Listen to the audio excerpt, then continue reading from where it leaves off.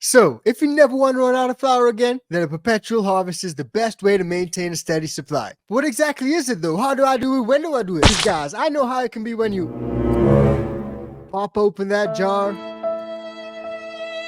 but there ain't nothing in there. It smells good though, but there ain't nothing in there. So running out of flour is everyone's worst nightmare. I know it's mine. Drop it in the comments down below and let me know when's the last time you've ever run out of flour, or went any serious period of time without token, or medicating somehow. Drop it in the comments down below and let me know. I'm always interested to find out what's going on with you guys, man. But in today's episode, it's all about perpetual harvesting. And for me, that's the secret, man. That's the secret that holds the key to everything. And in today's episode, we're going to break down all the secrets. And it doesn't matter if you're growing photos, autos, it just doesn't matter, because I'm going to give you the secret sauce. And stay tuned to the end, because I'm going to give you that sauce, especially when it comes to those autos, guys. Photos, it can be a little bit trickier, and that's what we're going to start off with. Now, for those who don't know, what exactly does perpetual harvest mean? Well, it's a style of gardening where you're constantly harvesting plants, man. You're constantly chopping shit down, you're constantly drying, you're constantly doing what you got to do to have that nice flour jars filled with it. Not jars looking like empty and stuff, with completely nothing in there because you're dry.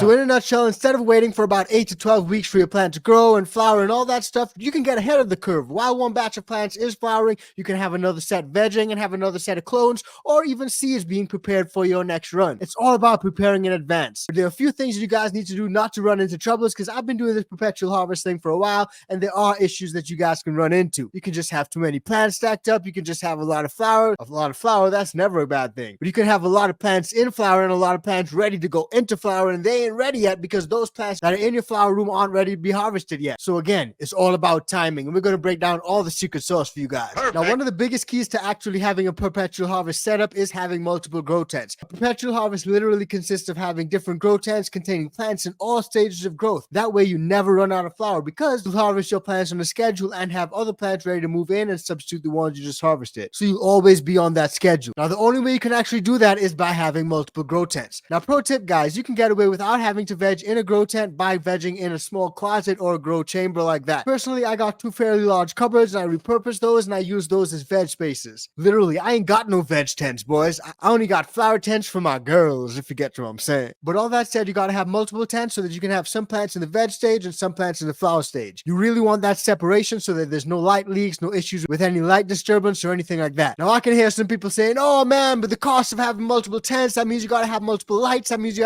gotta have multiple exhaust systems. And yep, you're absolutely right, you gotta have these things. But in my experience, in the veg stage, you can get away without having things super dialed in. In the flower stage, you really want to dial things in. You want to avoid bud rot, mold issues like that, and all that crazy stuff, especially when your beautiful flowers are coming through. But in the veg stage, you guys can literally get away with a lot. That's why I suggested just vegging in a closet, man. Try it out, see how it goes. In my closet, I painted the wood white, and that way it's got some nice reflectivity. I threw a grow light in there, and again, you don't need the most powerful grow light if you're just vegging plants. A lot of plants will veg under some less powerful lights, no problem at all. Now, that don't mean go and throw your plants under some CFL bulbs or some sort of house lights or some shit like that, because that ain't gonna work. But you don't need to go and get the biggest, baddest light either. But that said, 2 or more tents means that you do gotta double up on a lot of your equipment, especially if you got multiple flower tents. Like for me, I got a 4x4 tent, and I also got 2 2x4 tents, and all those are my flower tents. I literally flower in those tents, and those tents have the light, the carbon filter, all that stuff set up. But in my veg space, I literally just got an oscillating fan and a grow light in there, and the plants are okay. And the more plants you got in there, the more the humidity rises. So you don't necessarily need a humidifier if you got multiple plants in there. When you got things on a system, there are certain things that you may be able to get away with in that regard. But you want to be mindful of electricity costs and stuff like that going up, especially if you're running multiple tents. So maybe check your local electricity supplier and their on-peak and off-peak hours, and run your lights when it's off-peak, because that can be a big difference. My lights literally turn on at like midnight. Perfect.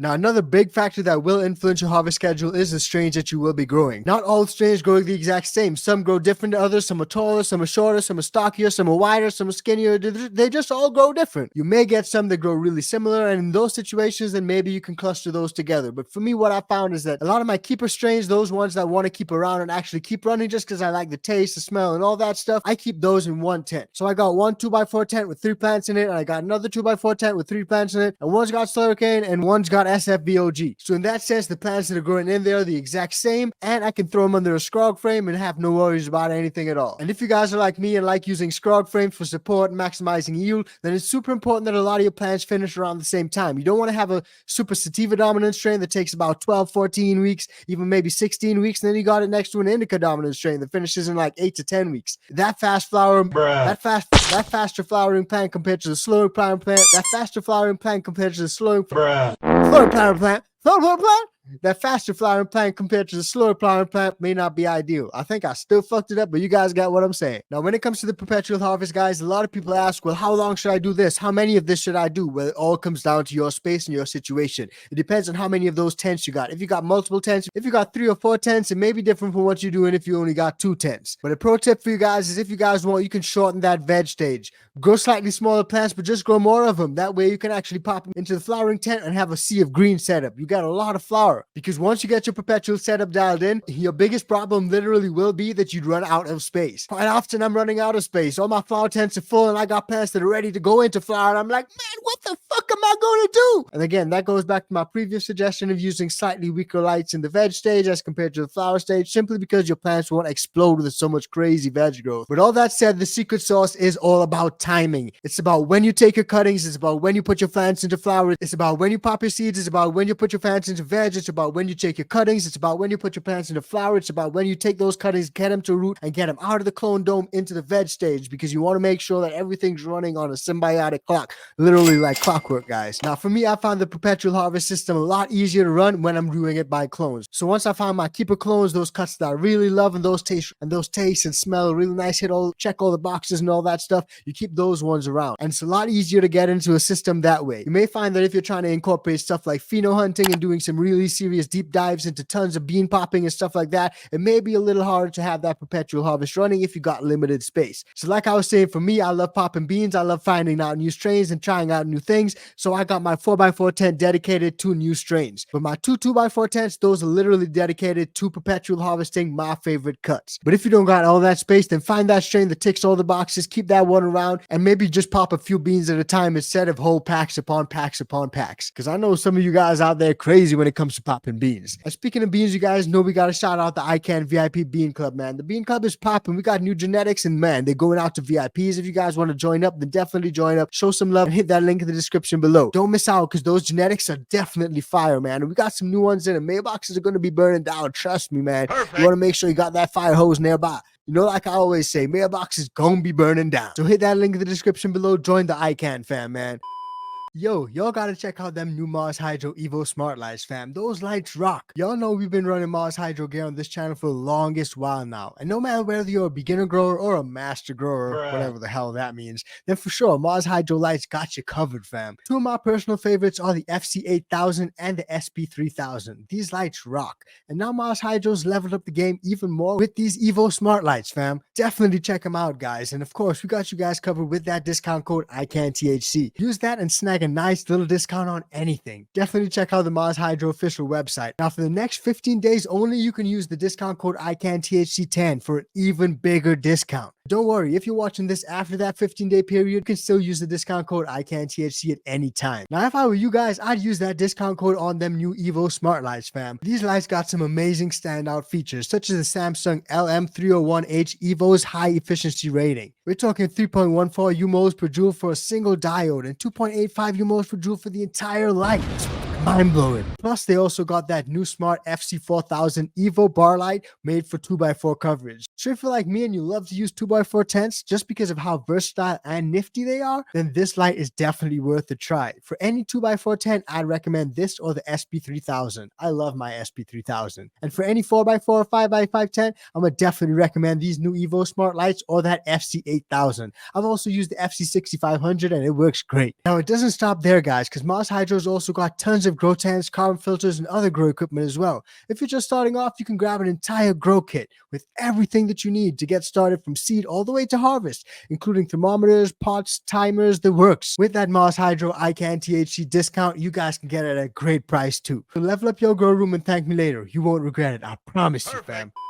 Yes, guys. So the biggest secret sauce is timing. It's all about that timing. Once you get that timing down pat, you found those strains that you really like and want to keep around, take those cuttings like clockwork and always do them before you put them into flower. When you put plants into flower and then you take cuttings, yes, you can get them to root, monster crop, all nice and swell and everything, but the growth is just a little bit different. It grows a little bit funkier than it would if you're just taking those plants in veg. So before you flip, take a few cuttings, keep them around, and that way everybody gonna be happy. Now, if you guys don't got a lot of space, I got a hack for you guys. Just grow the autos. Perpetually harvest the autos, guys. You guys can get the best of both worlds. You guys can pop new beans, because I know a lot of you guys out there love popping beans, and you guys can try new strains and try different things, but you guys can also have the beauty of fast harvest. You guys don't need multiple tents, because the autos can all be done in one tent. Imagine having a bunch of autos in like a 4x8 tent or a 10x10 tent. That would be crazy, bro. And that's one of the biggest drawbacks that a lot of people say when it comes to perpetual harvesting, especially with photos. You got to keep the strains around. It's just a lot harder to do a lot of crazy stuff and do massive pheno hunts and find new strains and go testing and stuff like that. But when it comes to the autos, heck, you can pop a bunch of new strains. Who cares? And like I said, you don't need to have multiple tents. You can just pop autos into your veg space. 18 hours of light a day, no problem. That's what they roll with. Now here's the secret sauce for the autos, guys. Plant your seeds and let them grow out until the end of the veg stage. As soon as the plants start to flower, I'm talking as soon as you see those pistils, plant your next set of seeds, guys. You can even do it a little bit before if you're really hesitant and antsy and excited and stuff like that. And the great thing is you can do it in the same grow tent, or you can have a dedicated seedling grow tent space setup. Start seeds in there and then bring them across to your other tent with that big nice light blasting on your plants and they're growing super healthy and everything. Now if you follow that schedule, when it comes time to harvest your first set of plants, your second set should be in the early stages of the flowering stage as well. All you got to do at that point is you guys to plant another set of seeds and you successfully started a perpetual growth cycle with autos, guys. Easy as that. And then all you got to remember is that every time I harvest a plant, I got to pop some new seeds in the soil. Simple. Now, perpetual harvesting is really satisfying and it really gives you back a lot that you put in. You don't have to hit the dispo. You don't have to hit the shady guy down the corner again. And a lot of people are just straight up scared of it because they think that you need to have tons of equipment and stuff like that. Truth is, you don't. If you only got one tent, grow some autos. Perpetually harvest those autos like I just said. If you got multiple tents and you want to run some photos and keep clones running, and that way you don't have to buy new packs, then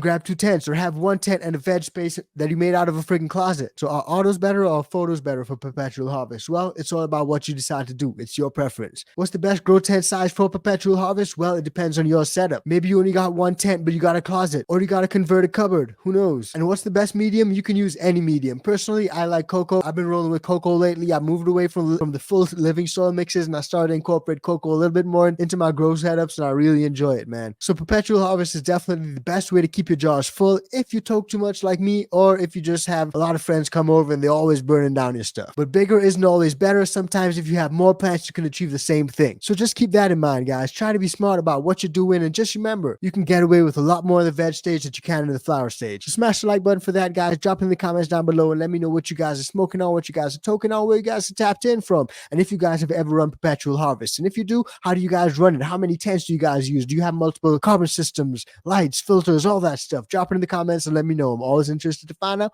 what you guys got to say. And I'm always hanging out down there as well, reading you guys' comments, man. Now, don't forget to join up the iCanFAM on Patreon. If you guys want to learn any more about growing some of that fire, then definitely check out any video on screen right now. And we'll see you guys in the next one. Peace, fam.